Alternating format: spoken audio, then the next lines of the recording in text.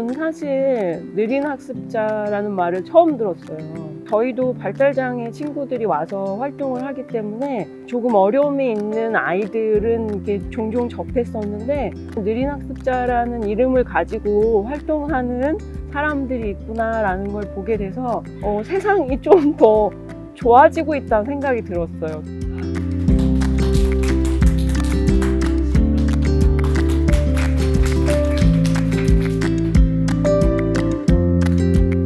저 또한 저희 아이가 느린 학습자라는 것을 좀 인정하는데 시간이 한 4, 5년 걸렸습니다. 그전에는 뭐 아이가 느리면 어르신들이 쉽게 이렇게 뭐 너도 늦었다, 다 때가 되면 된다라고 얘기를 하는데, 일단은 부모님들이 이런 상황이 됐을 때 우리 아이는 절대 아닐 거라는 생각에 너무 집착을 안 했으면 좋겠고요. 그게 집착이 오래되면 될수록 아이는 아이대로 조금 성장이 좀 많이 좀 뒤처지고요. 또 부모님대로 많이 지치거든요. 여기에 참여하신 분들은 그나마 우리 아이가 느린 학습자라는 것을 인지하고 그거에 대해서 어떻게 할까 고민하시는 분들이 모이신 거거든요. 한 번쯤은 부모님들 아이들이 다른 아이들 조금 늦거나 조금 다른 부분이 있다고 한다면 이런 부분에 대해서 조금 생각을 해보시고, 아이가 혹시 그런 성향이 있는지 없는지를 대해서 전문 기관에 의뢰를 하셔서 해보시는 것도 좋은 거라고 생각합니다. 늦으면 늦을수록 아이가 정상적인 생활을 하게 되는 데 있어서 많이 힘들어지거든요.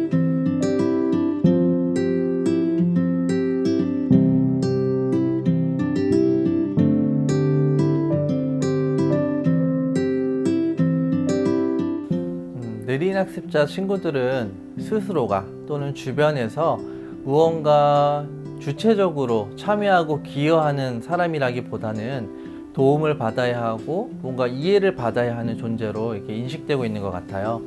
그런데 이번에 시간을 함께 하면서 내가 살아가고 있는 이 지구에 내가 무언가를 자발적으로 또 내가 즐겁게 해볼 수 있는 것이 무엇인지 참여하면서 보다 높은 에너지를 좀 나누었던 것 같아요. 그래서 앞으로는 무엇인가를 하더라도 좀 더 즐겁고 자신감 있게 참여할 수 있지 않을까, 지구를 위해서 내가 기여할 수 있지 않을까 하는 그런 마음들이 좀 생긴 것 같습니다. 둘, 셋!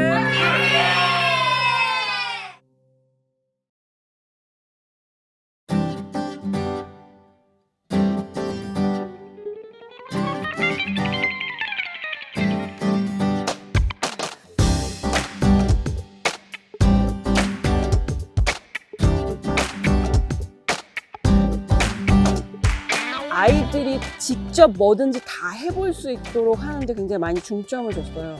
그러니까 만져서 느껴볼 수 있는 것들에서 최대한 아이들이 좋아하는 게 뭘까를 생각하다가, 근데 그 중에 이제 나무자람터라는 곳에서 들매나무 심기라는 거를 선택해서 했고, 걷기 힘들어도 모두 걸어서 상부까지 100m 높이로 올라보자라는 의도를 가지고, 그래야 자기 몸에 이렇게 감각을 느낄 수가 있잖아요. 그래서 우선 힘들어도 걸어서 전부 올라갔고요. 걸어서 100m 높이 상부 올라간 후에는 나무를 저희가 일부러 나무 심는 장소에 준비하지 않고 아이들이 직접 만져서 안고 나무 심는 자리까지 갈 수 있도록 했어요. 그래야 나무의 소중함도 알게 되고, 또 이렇게 해서 내가 나무를 심으면 환경이 살아나는구나 라는 거를 본인이 조금이라도 느낄 수 있었으면 하는 바람을 가지고 좀 힘들더라도 이런 천천히 걸어가는 과정으로 준비를 했습니다.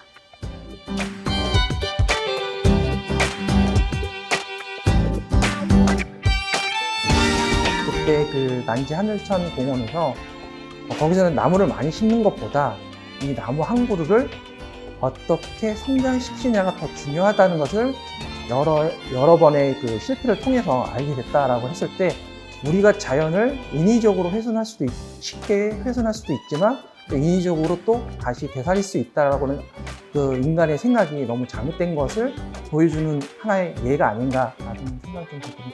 그런 데서 조금 배울 점이 좀 있었어요.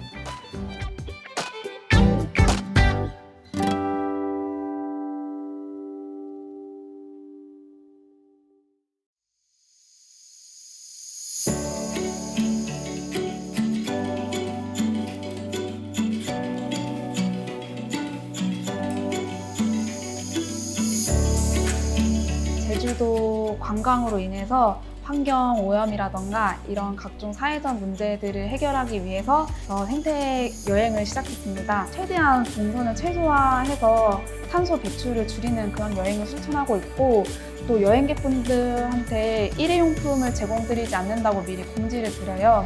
그래서 웬만하면 자기 텀블러를 들고 다니면서 물을 마시게끔 하면서 최대한 플라스틱 사용도 줄이고 탄소 배출도 줄이는 그런 여행을 실천하고 있습니다. 느린 학습자라는 개념을 이 여행 준비하면서 처음 알게 돼서 좀 알아본 부분도 있었고 기사도 많이 봤는데요. 첫날에는 사실 별로 차이점을 많이 못 느꼈지만 계속 지내다 보니까 느린 학습자라는 아이들이 이런 특징을 갖고 있구나, 이런 부분들에 대해서 생각을 했었고, 느린 학습자라고 들어서 그랬지 아니었으면 몰랐을 것 같은데, 그럼 질문이 좀 남달랐던 것 같거든요. 질문이 다른 애들보다 살짝 더 순진한 느낌을 많이 받았어요.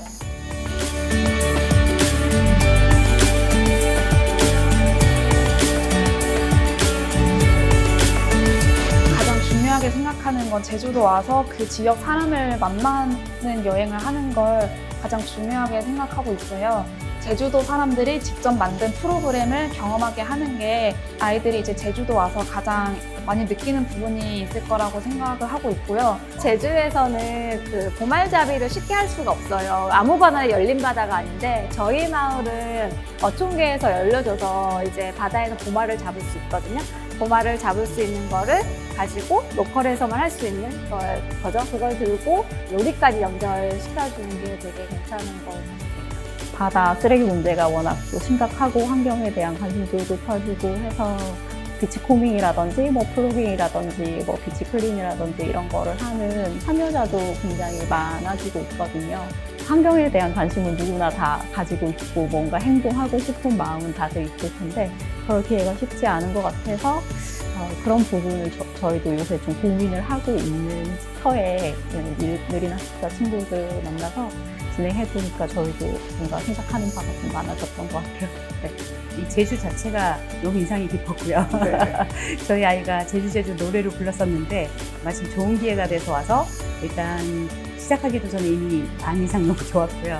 그리고 저희 아이들이 이제 환경 이런 부분에 대해서 이렇게 체험을 하거나 이야기를 할 수 있는 기회가 사실 많이 없었는데 이번 기회를 통해서 이렇게 오늘 쓰레기 줍기도 하고 또 재활용을 통해서 이런 만들기도 하고 그래서 이 활동 자체가 너무너무 인상 깊었고 또 아이도 너무 좋아해서 너무 뿌듯한 하루였습니다.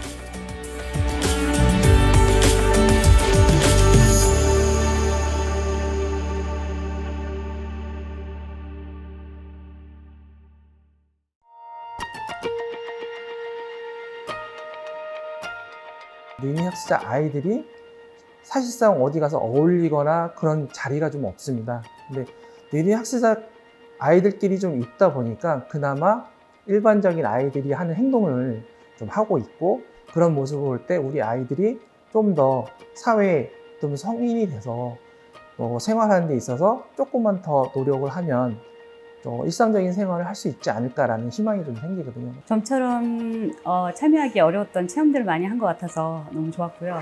그리고 아이가 너무 재밌어해서 좋았고요. 그리고 다시 없을 기회들인 것 같아서 좀 더 아이와 함께 환경에 대해서 이야기할 수 있어서 너무 좋았습니다.